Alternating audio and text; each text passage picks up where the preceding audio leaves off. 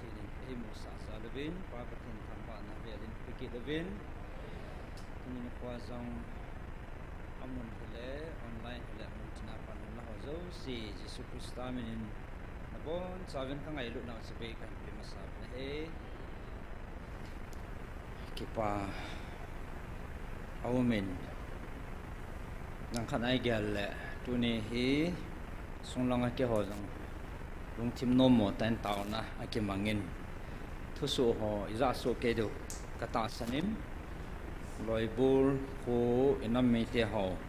ki bulu na le no me ho chan ki dim le hela mel ma ten e bol na te ho hi i mo ting le lung tim nat am le ajingin tu jang chun phai sunga numei chapang ni athita banga avo ova nurse jillai athita banga ada ha nongova pathinin ain khoan zo piwa hong hing do kidova lampi hom le la hong su cha so in a head du kata sanin khat no chu chalaya masan nong hong ki taw sain tu hin normal tain achita banga hin ko mang chu pathine hin ko ki le do sa to a he ama ho jong khat cha ki mu ta pu en Bangalore langa azil ban nar so azil thein ahong kum le chlai taw na hong bel ji in amang sakan taw pi han na hele igela le pu na am dan pa su kalung tim tu ni pu na no chu chom cha kan se hin tin nge ai pi le e o he pathini e ngai lu mo mong vin tha sam the le tha si the tha dai the pu ve ti athain tu ni phun do no ma vin aji chu tu chana thil su ho ong thong ding gal chung chang han nang e bol lo tiu ki kin ding dan ho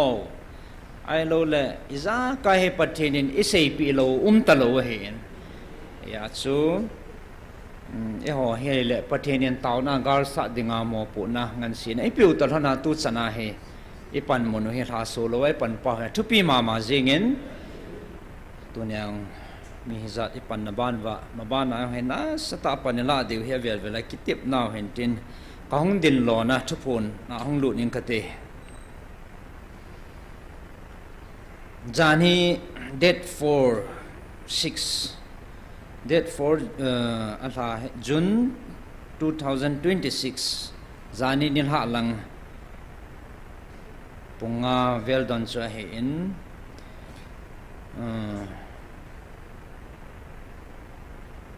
hat sunung pathin vantil Gabriel kahi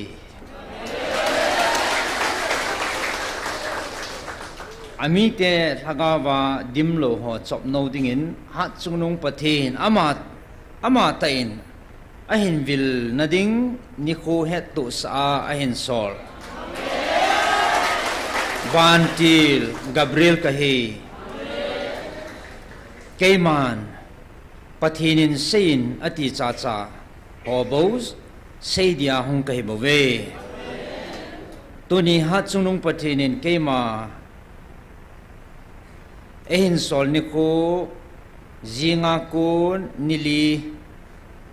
pung som ting le hat sunung pathinin angai lut acha te thagawa chop no kidingin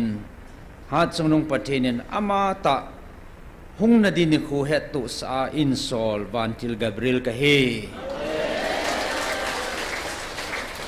hisin ni khu dinga in sol vantil Gabriel ka he bove hichi het tu sa dinga in sol ka hi thagawa pathinin acha te ngai lu nai hung vil deu ni khu ho thagawa avantil thing Gabriel het to sa in sol pi now thu pu chu ichi che he in hat sunung pathini thangwa ven hallelujah pathinin ilung thimu amu suin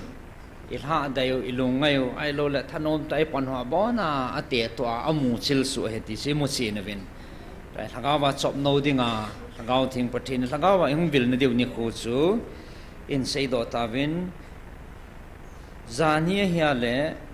cha chu e hin sol ni khu ati se zanin ni khu zinga ko na ti la tunia ko na sim diu tunia ko na ki sim wale nili ati hin nili hi tuni hi friday na friday saturday sunday monday pungson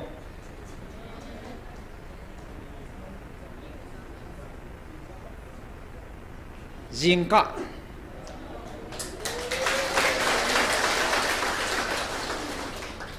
anup de dan chu ingalal ji be se wale jingka lang pungsom na ekepat masang chano pungkal khana advance pathin en tipi ke taven zan pung se gilang ha le mi jingka pungko pungsom anu te ho pa te to pan ngom je tan to ai e pha no zang chu ke pam ta hin henge hichi thu het to sa ke ma hong ding do ka hin pa pathin ka thang wa in to pana he het sa thei chandang het sa wa thanom ta e gut divin pakai minin het sa na le tim na ka ne ke pa e ke pha chan chu tan te